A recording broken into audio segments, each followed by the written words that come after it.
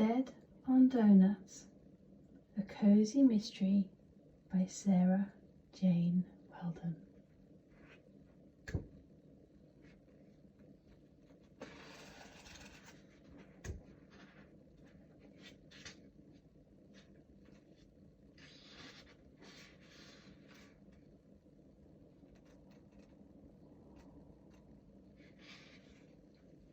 Chapter 1. A-Level Results Day, St Winifred's School, Oxford, England, 16th of August 2018. I think I'm going to die, Eloise whimpered, clutching my arm for support as she ran her finger down the names on the school notice board.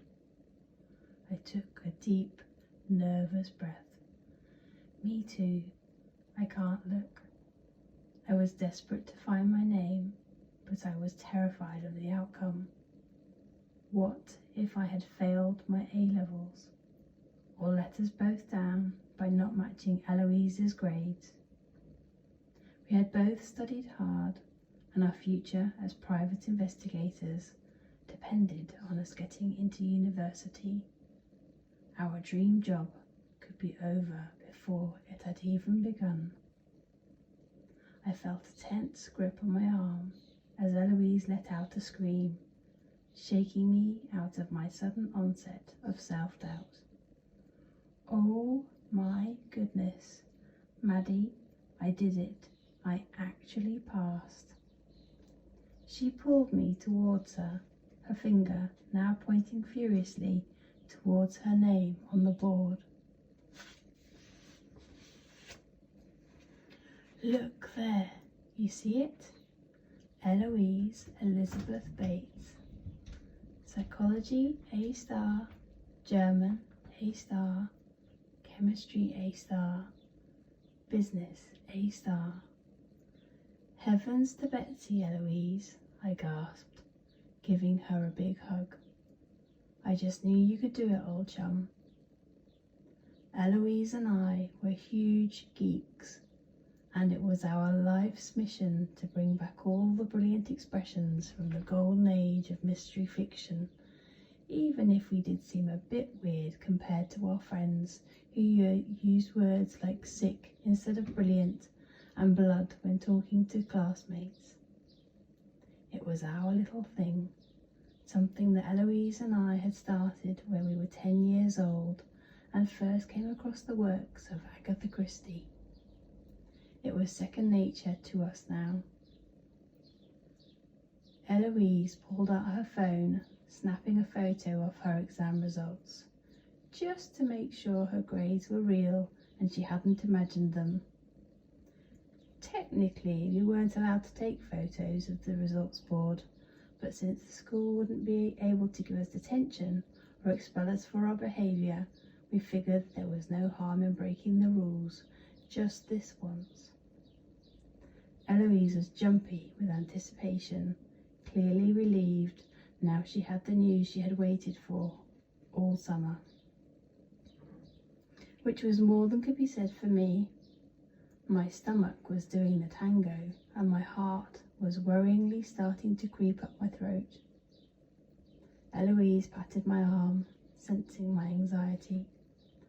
That was the great thing about having a best friend.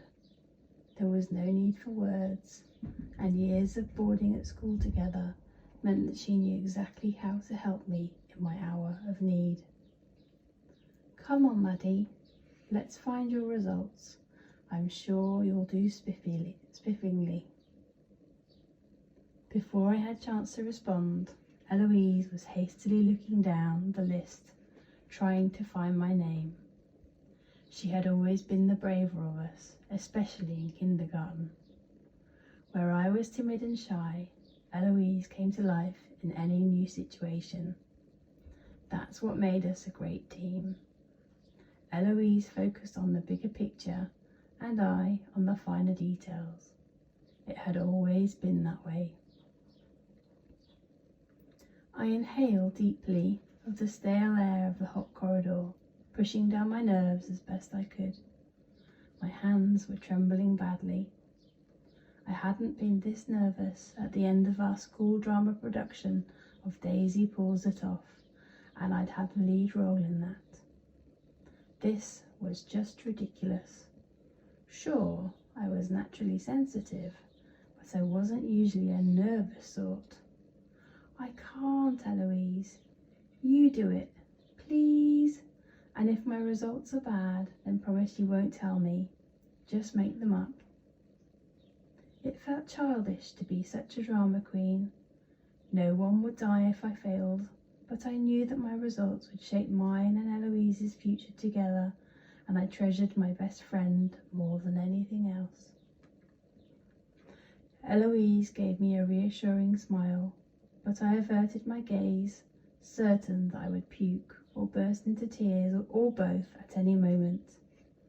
I imagined myself in one of those old black and white movies from the 1940s, a pitiful attempt to take my mind off my current predicament. Right about now, I, as the dashing lead actress, would faint on the spot, only for some charming young man to appear from nowhere and sweep me into his arms.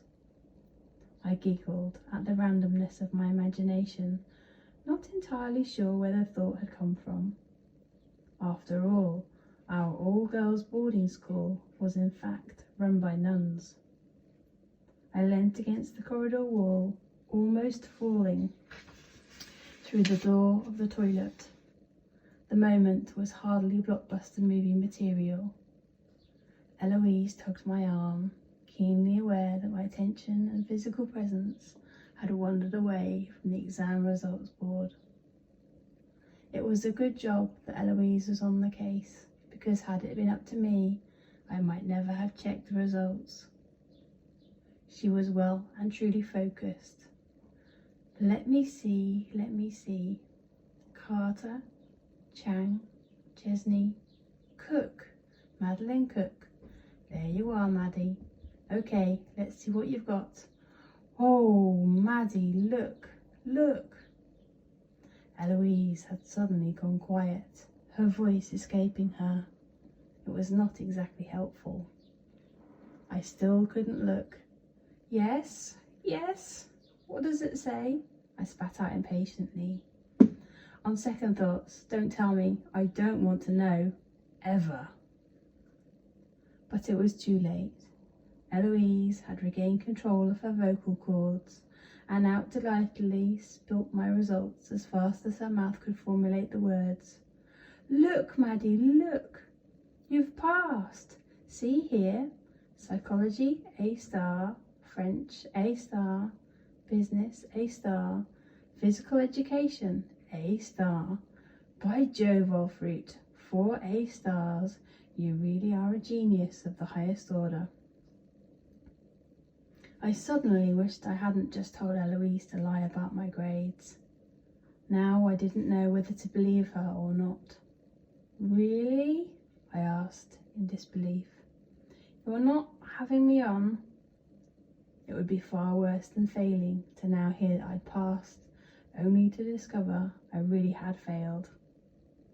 Eloise was grinning something rotten, except I couldn't see her face because I had my eyes tight shut.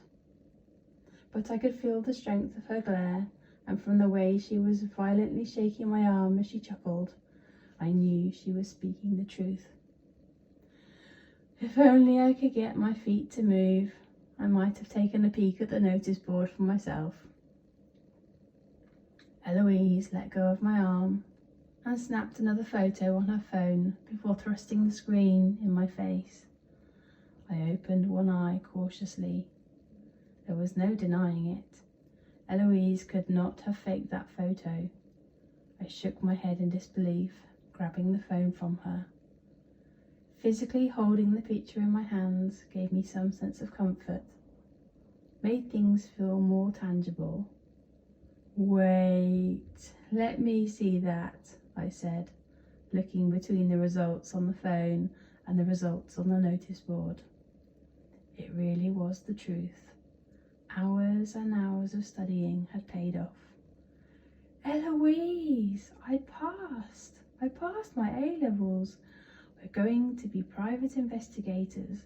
It's real. It's happening. It's coming true. We did it.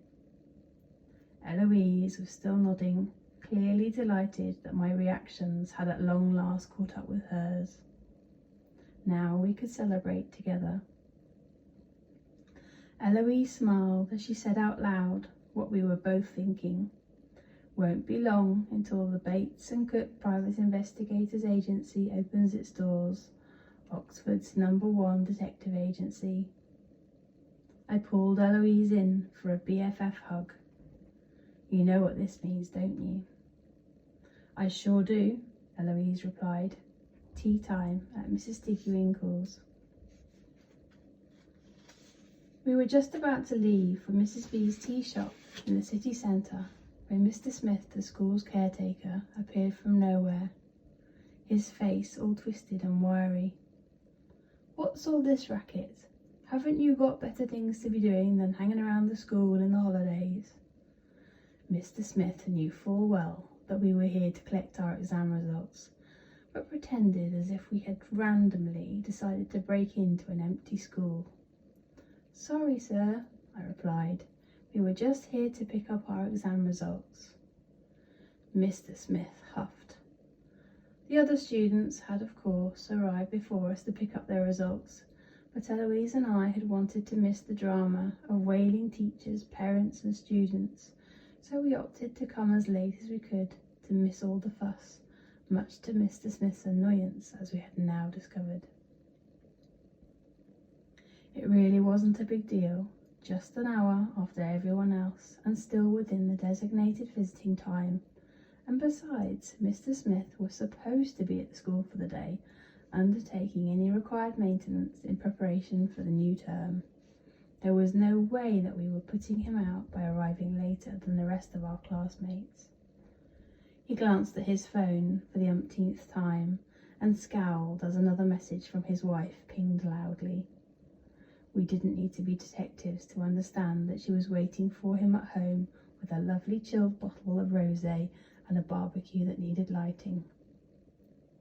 He had to make the most of the sunny days when he lived in Britain, and right now it was sweltering, as was Mr. Smith's temper.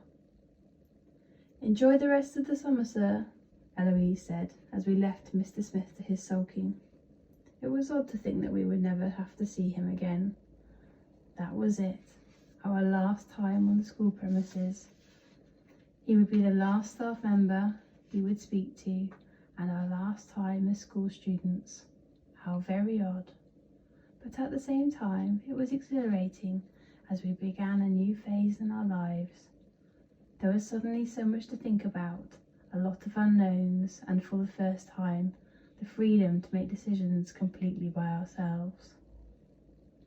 Once the initial excitement of our results died down, we somehow both drifted off into our own little private worlds, taking in the enormity of what the future might hold for us. We were so lost in private thought that it was a surprise to realise that we were now stood outside Mrs. B's coffee shop called Mrs. Tiggywinkle's. Luckily, our feet knew the way, as we'd been visiting our favourite haunt ever since we were old enough to get permission to leave the school grounds.